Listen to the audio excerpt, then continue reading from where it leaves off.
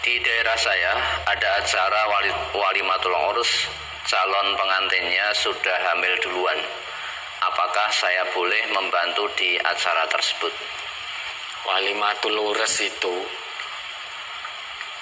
kalau sesuai dengan syariat. Salah satu yang sesuai dengan syariat, calon pengantinnya tidak hamil duluan, maka itu disebut walimatul urus. Nah, kalau ada calon wanitanya itu hamil duluan, maka itu bukan walimatul urus, itu menikahkan pengantin yang memang kecelakaan hamil duluan. Hal semacam ini sering sekali dipertanyakan ya, sejak dulu.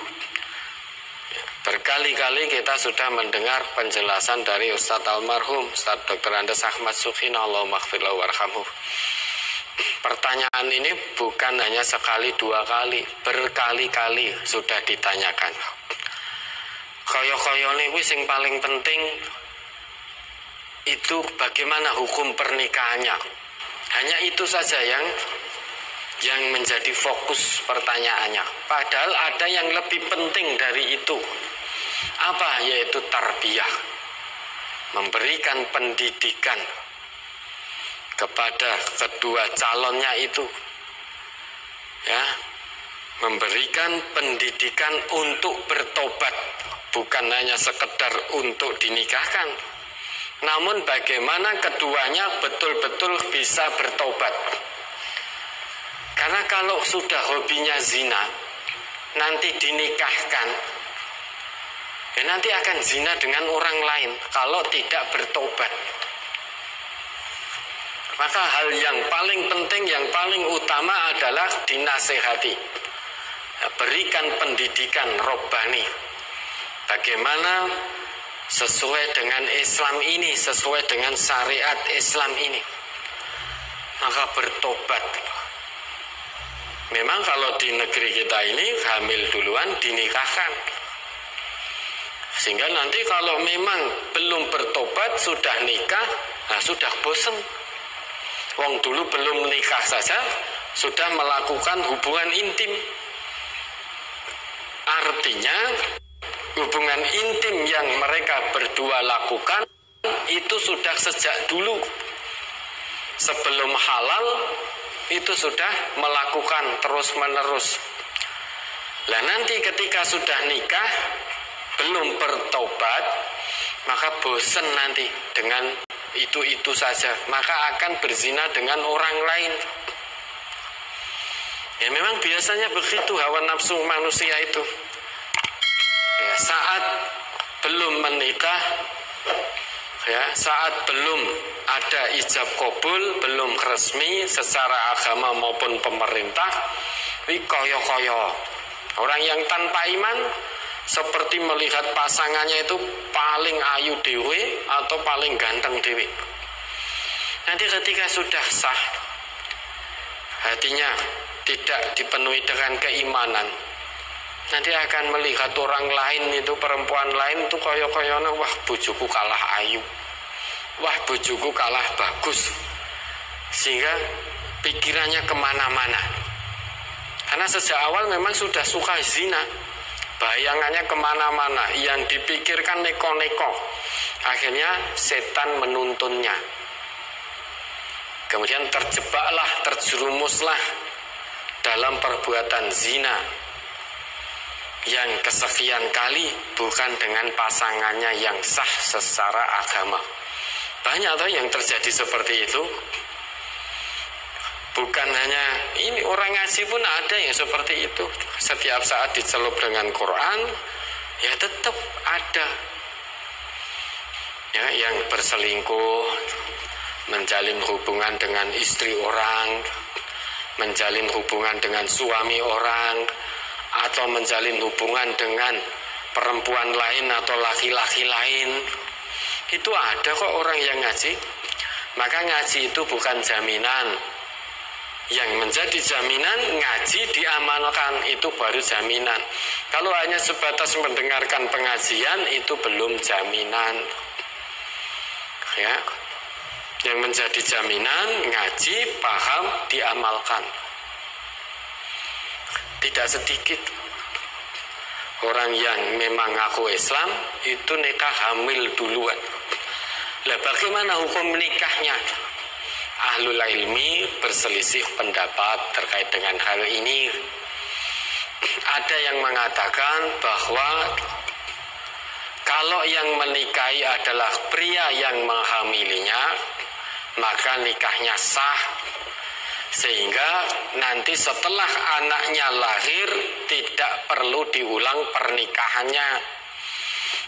Dan ketika sudah nikah, karena yang menikahi adalah pria yang menghamili, maka tidak perlu menunggu anaknya lahir, hubungan badannya dinilai sah, tidak zina lagi. Ada yang berpendapat begitu. Mengapa demikian? Karena wanita yang hamil di luar nikah itu tidak punya masa iddah. Karena masa iddah itu bagi nikahun sahihun, bagi nikah yang sah secara syariat, maka ada masa iddah. Kalau yang hamil di luar nikah itu tidak punya masa iddah, maka dibolehkan asal yang menikahi pria yang menghamilinya. Kalau yang menikahi bukan yang menghamilinya, itu tidak sah nikahnya. Ada juga yang berpendapat begitu. Mengapa? Karena Nabi kita bersabda, man kana yu'minu billahi wal yaumil akhir fala yasqi ma'ahu ala ghairihi. Barang siapa yang beriman kepada Allah dan hari akhir, maka hendaknya jangan mengairi atau menumpahkan airnya, maksudnya air mani, di atas tanaman orang lain. Ya, berbicara pada hadis ini, maka ada yang berpendapat bahwa wanita yang hamil di luar nikah itu boleh dinikahi, baik oleh yang menghamili maupun pria lain yang memang tidak menghamili. Namun ada pula yang berpendapat pernikahannya sah dengan catatan yang menikahi adalah orang yang menghamilinya. Adapun kalau yang menikahi pria yang bukan yang menghamilinya, maka pernikahannya tidak sah. Nah, bagaimana menurut syariat kita? Kalau di zaman Nabi kami belum mendapatkan riwayat orang zina hamil kemudian dinikahkan.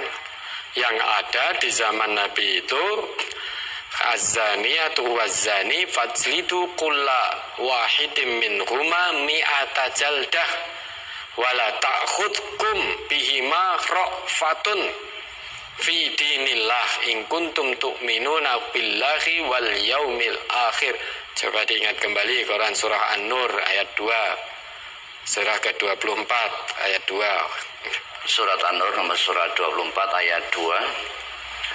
A'udzu billahi minasyaitonir rajim.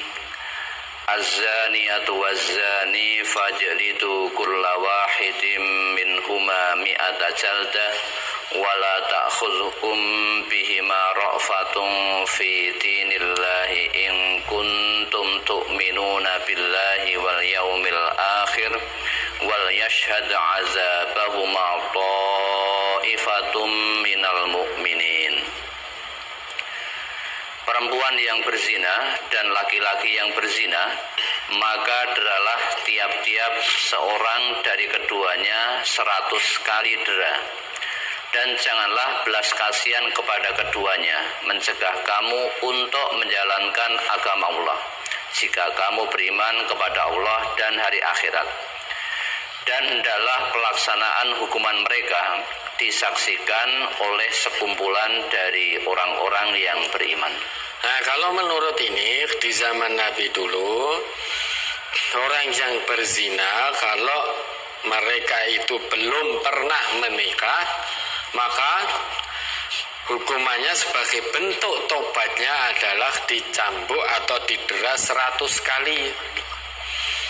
Ya, maka jangan sampai karena rasa belas kasihan kita kepada keduanya menyebabkan kita lemah untuk menjalankan ketentuan-ketentuan Allah.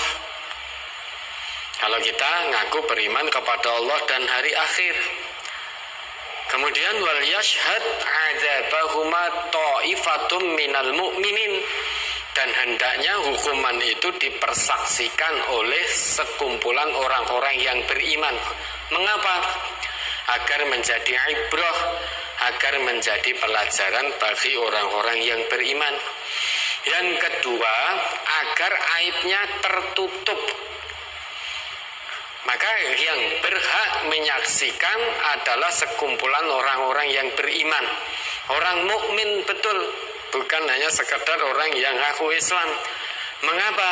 Karena orang mukmin yang benar-benar sodik imannya, mereka menyaksikan, niscaya mereka akan menutup aibnya, tidak akan nyebar-nyebarkan. Karena zina itu aib. Orang yang beriman melihat itu menutup aibnya. Nah, di masyarakat kita kan tidak. Wah, mantene meteng sik. Wah, mantene meteng sik, sehingga itu sekarang menjadi hal yang lumrah. Wis ora apa-apa meteng sik engko dinikahkan. Ya, dipikir dengan dinikahkan sudah selesai urusan, bukan, kejam itu. Mengapa? Karena anak ini yang nanti lahir itu secara nasab tidak bisa intisab kepada bapaknya, itu tidak boleh.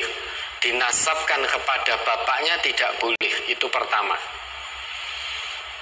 Kemudian yang kedua, kalau ternyata anaknya yang lahir nanti perempuan, bapaknya atau yang menghamili tadi mesti sudah nikah sah, tetap selamanya tidak akan bisa menjadi wali nikahnya. Tetap tidak sah kalau bapaknya ini yang menjadi wali nikahnya. Karena al-waladu lil firashi walil ahir al-hijar. Ya. Yang namanya anak itu milik yang punya kasur, dalam arti suami, diintisabkan kepada suami sah atau bapaknya yang sah. Nah, bagi atau laki-laki yang berzina maka terhalang, maka nasabnya tidak bisa diberikan kepada bapaknya. Karena tidak bisa, maka tidak sah, tidak halal menjadi wali nikah. Wali nikahnya nanti harus hakim, wali hakim. Dan itu nanti akan harus tersampaikan. Hakim yang bijaksana tentu tatkala nanti ada permohonan dari seorang ibu untuk menikahkan anaknya, padahal bapaknya masih hidup, wali hakimnya dengan bijaksana akan bertanya 4 mata mesti. Kenapa? Kan bapaknya masih hidup. Kenapa kok harus menggunakan wali hakim? Ibunya akan bilang, karena saya dulu kecelakaan. Nah, wali hakim yang bijaksana tidak akan teriak, oh tiba mantene meteng dhisik sah. Tidak begitu. Ini nganggo wali hakim itu ternyata meteng dhisik, maka tidak halal. Nah, wali hakim yang bijaksana sudah paham, akan menutup aib itu. Lah nanti ternyata bapaknya itu tidak tahu. Misalkan ini yang menghamili orang lain, kemudian nikahnya tidak dengan dia, anaknya kemudian nikah, misalkan hamil baru 2 bulan. Yang laki-laki tahu, ya, perempuannya hamil, laki-lakinya pergi lari karena tidak sanggup. Kemudian keluarganya malu, piye iki carane untuk nutupi, akhirnya dinikahkan. Karena baru hamil 2 bulan tidak terlihat. yang nikahi orang lain. Nah, nantilah lahir anak. Ketika lahir anak, maka ketika lahir anak, hakikatnya itu bukan anak sang suami itu tadi, anak laki-laki yang tadi lari. Nah, maka mau tidak mau nanti juga harus wali hakim. Mau tidak mau, maka suaminya mungkin kaget, loh saya ini bapaknya, kenapa tidak bisa jadi walinya? Nah, maka harus dikatakan sejujurnya, qulil haq walau kana murran, katakan sejujurnya pada suamimu meski pahit akibatnya, karena ini resikonya nanti pernikahannya bisa tidak sah bagi sang anak. Nah, ibunya yang tahu maka harus jujur. Ini yang kedua. Yang ketiga, anaknya tadi yang dalam kandungan, yang hamil di luar nikah, kalau nanti ternyata lahir laki-laki, kemudian setelah itu kan nikah sah secara agama, kemudian punya adik perempuan lah, bapaknya meninggal, padahal ini adiknya perempuan ini adalah sah secara nasab ke bapaknya karena tadi sudah nikah. Nah, nanti kalau bapaknya meninggal, kakaknya yang laki-laki tadi yang lahir karena perbuatan bejat kedua orang tuanya itu tidak sah menjadi wali bagi adik-adiknya. Tidak sah pernikahannya. Karena ini saudara satu ibu. Saudara satu ibu, saudara seibu itu tidak sah dalam perwalian. Yang sah adalah dalam jalur bapak, nasab bapak.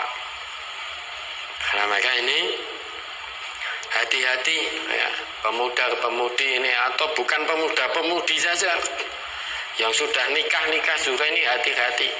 Yang namanya zina itu perbuatan dosa besar. Kalau ada pintu halal, kenapa pilih yang haram? Emang hawa nafsu manusia ini sukanya begitu. Ada yang halal, selalu saja pilih yang haram. Sehingga akibatnya luar biasa. Anak tidak menanggung dosa perbuatan kedua orang tuanya.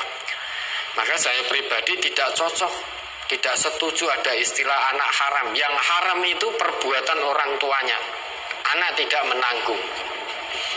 Nah, kalau ada orang yang hamil duluan, kalau panjenengan tahu betul-betul itu hamil di luar nikah, kalau mengadakan pernikahan, maka tidak perlu hadir.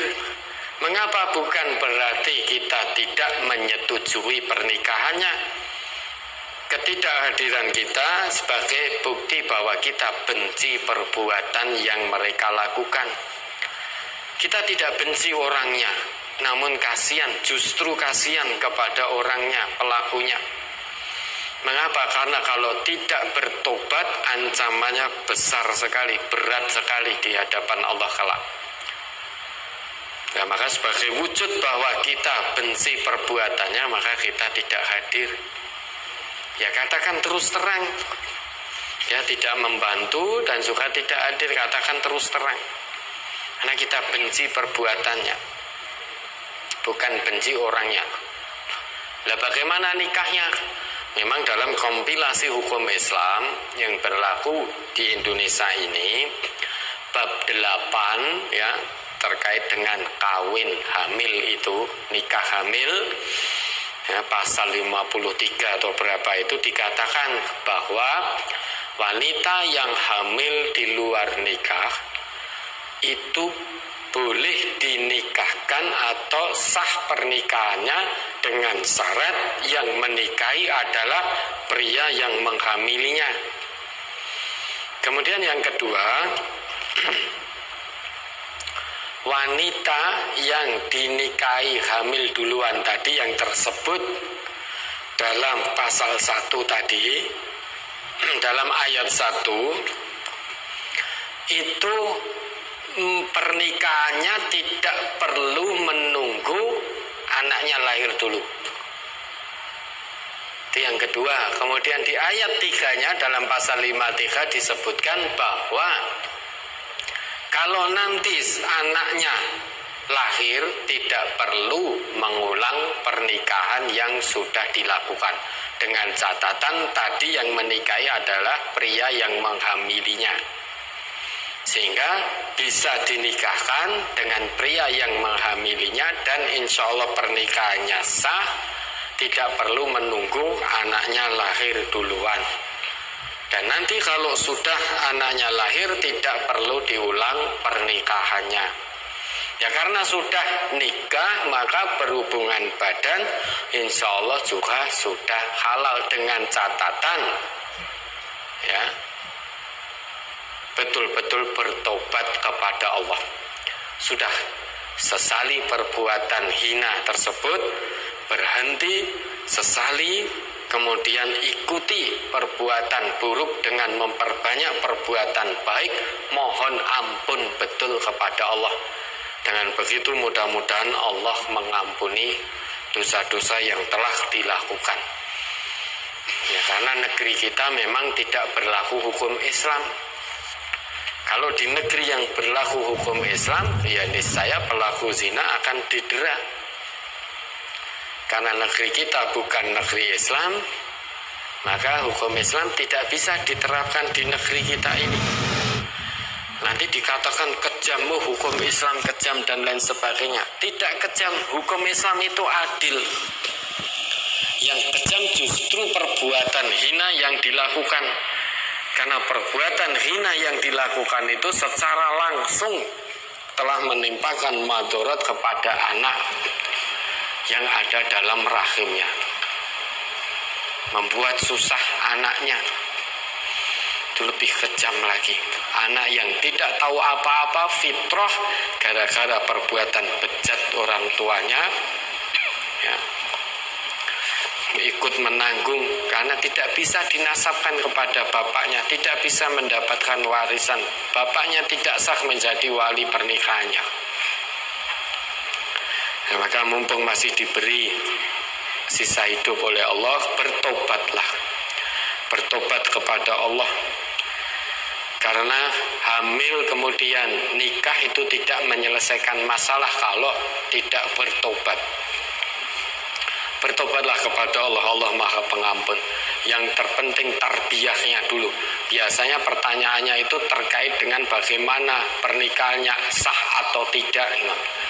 Lupa bahwa ada yang lebih penting lagi selain itu, yaitu memberikan tarbiyah, pendidikan, pengajaran kepada keduanya untuk bertobat, untuk berhenti dari perbuatan dosanya, menyesali perbuatan dosanya, kembali kepada Allah. Mumpung Allah masih beri kesempatan untuk hidup, mumpung Allah masih tangguhkan ajalnya. Tubu ilallahi taubatan nasuha. Bertobatlah kepada Allah dengan sebenar-benar tobat. Dengan begitu kita akan dapati Allah itu Maha penerima tobat, Maha pengampun. Ya sudah, hentikan. Bismillah, niatkan pada hati, berhenti dari perbuatan itu. Kalau tidak mau tobat meski sudah nikah dengan pasangannya yang dulu menghamilinya, kalau tidak bertobat, satu saat hobinya akan kambuh. Karena syahwat itu ibaratnya seperti rasa lapar yang datang secara berkala. Ya, rasa lapar itu, orang makan itu rasa lapar datangnya secara berkala. Kalau pas datang lapar dia ingin makan, datang haus dia ingin minum. Nah, syahwat juga begitu, datangnya secara berkala. Kalau tidak mau bertobat, nanti ketika datang sudah bosan dengan pasangan sahnya, dia akan cari yang lain dengan cara yang haram. Datangnya secara berkala. Apalagi yang belum nikah, syahwat datang berkala, begitu datang dia lampiaskan, ya, dengan cara berzina. Naudzubillah. Nanti kalau sudah terlampiaskan, sudah syahwat sudah terlampiaskan. Lah satu ketika datang lagi, kan ini seperti rasa lapar. Datang berkala makan, datang syahwatnya zina. Nah, apa terus begitu yang akan dilakukan? Maka bertobat dengan tobatan nasuha.